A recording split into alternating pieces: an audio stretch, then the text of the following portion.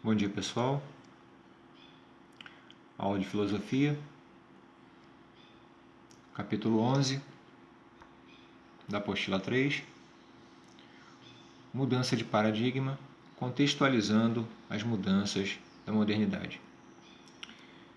Vamos estar trabalhando hoje, então, este conceito,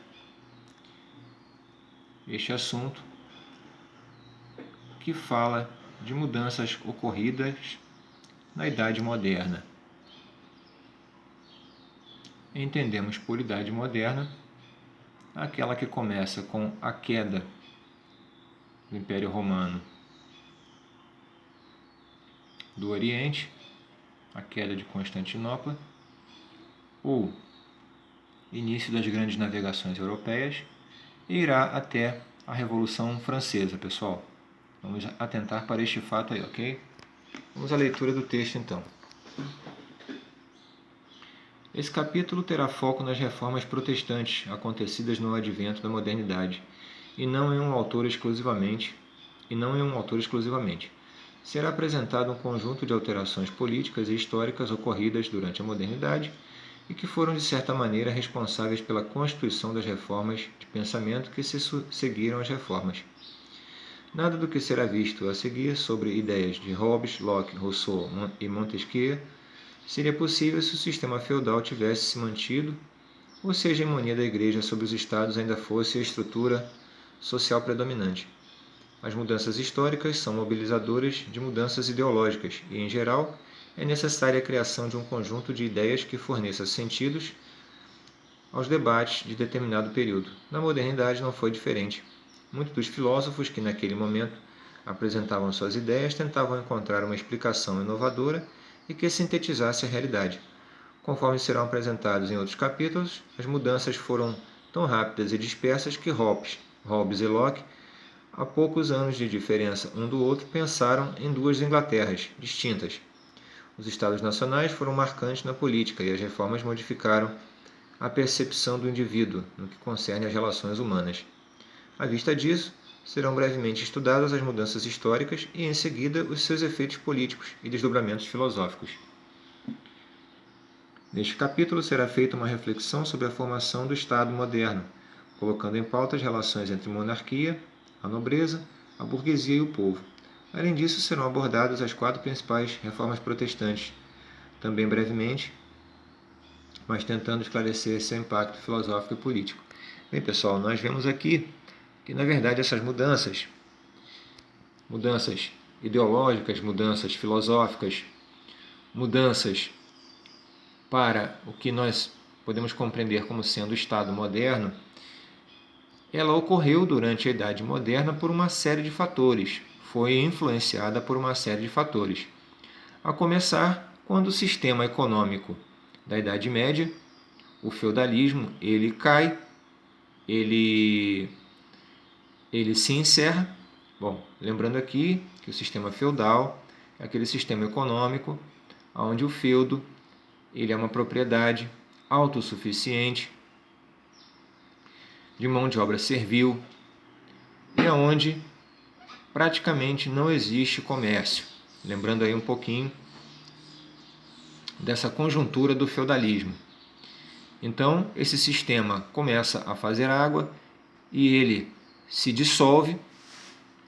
Este será um fator que trará novas ideologias sociais, políticas e econômicas. Teremos o fator das grandes navegações,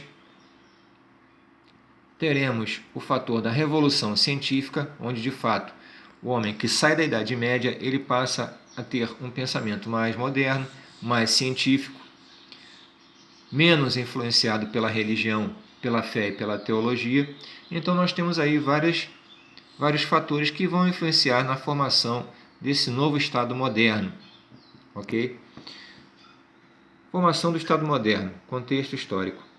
Em síntese, a formação do Estado moderno foi a paulatina transformação de diversos territórios separados politicamente, em razão do modelo econômico feudal, em territórios unificados, inicialmente, centralizados na figura de um rei ou monarca.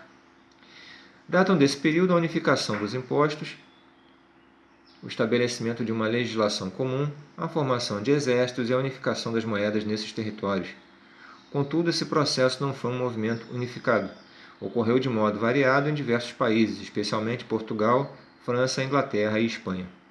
Em Portugal, o Estado moderno se formou entre os séculos XI e XII, em consequência do período de expulsão dos árabes, chamado por muitos de Reconquista. Posteriormente, as relações políticas entre a região, que hoje corresponde a Portugal, e o então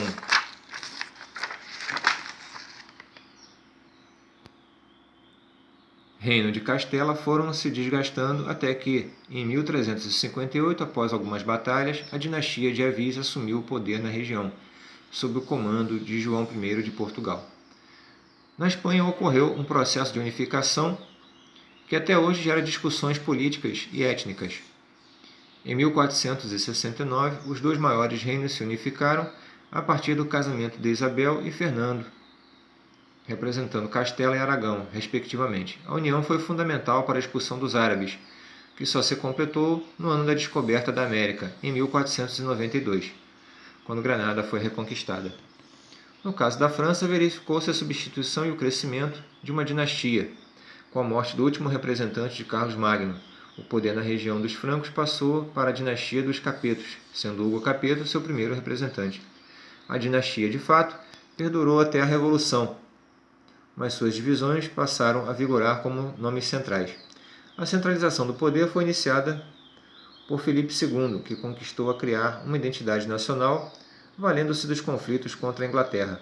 Durante o reinado de Luís IX, estabeleceu-se mais instituições de governo e uma moeda unificada. Filipe IV, por sua vez, cuidou de expandir os territórios e exerceu grande influência sobre a Igreja, ampliando seu poder em toda a Europa. A Inglaterra também teve um grande período histórico de unificação, iniciando o processo no século XII e terminando apenas no século XV. Diferentemente dos outros reinos, a Inglaterra esteve durante todo o processo direcionada pela Carta Magna, o que de certa forma diminuiu o poder real. A força da nobreza, ao longo desse período, levou a inúmeros conflitos pelo poder, os quais se encerraram somente na Guerra das Duas Rosas. Bem, aqui nesse trecho podemos observar que é interessante que também para que todas as mudanças ocorressem no sentido econômico, social e político na Europa, a Europa precisou também se reorganizar geograficamente.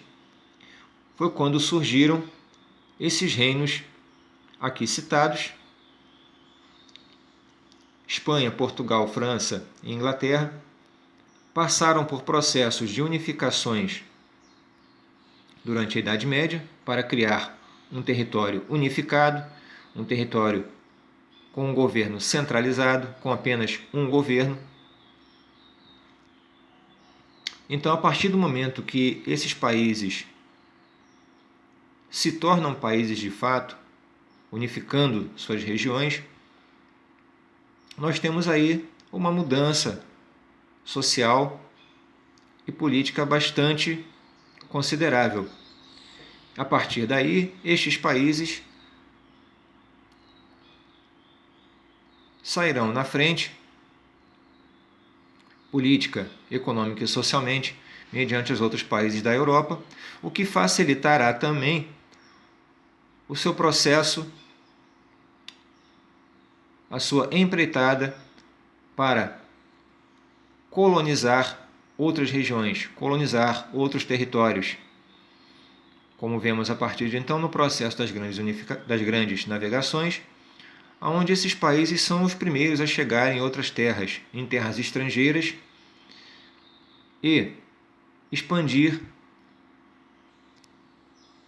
e se expandir economicamente, e também expandir a sua cultura. Desta forma, com a dominação sobre outros territórios, isto significará considerável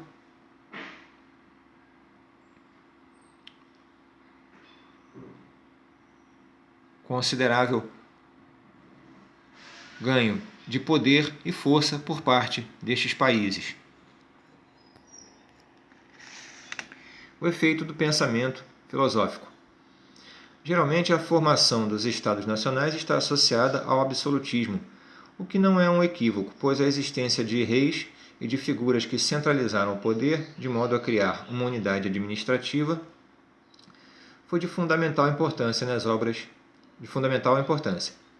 Nas obras de Maquiavel, por exemplo, verificou-se que o filósofo reconhecia a impossibilidade de unificação sem a existência de uma figura de poder que soubesse controlar as inúmeras disputas que surgissem em seus territórios. A ideia de que somente o rei poderia ser essa figura e que estava acima de tudo e de todos é exagerada. O monarca não precisa ser pensado obrigatoriamente como um déspota. Montesquieu mostrou que o despotismo é baseado em não se manter o respeito por nenhuma lei, o que não se aplica a todos os casos de absolutismo. Houve monarcas que estiveram sujeitos a uma série de regulamentações legais, as quais foram criadas, tanto para legitimar o Estado que governaram, quanto o seu próprio poder. Em sua maioria, os reinos foram criados enquanto instituições. Na realidade, a ampliação do processo de institucionalização é fruto dessa época.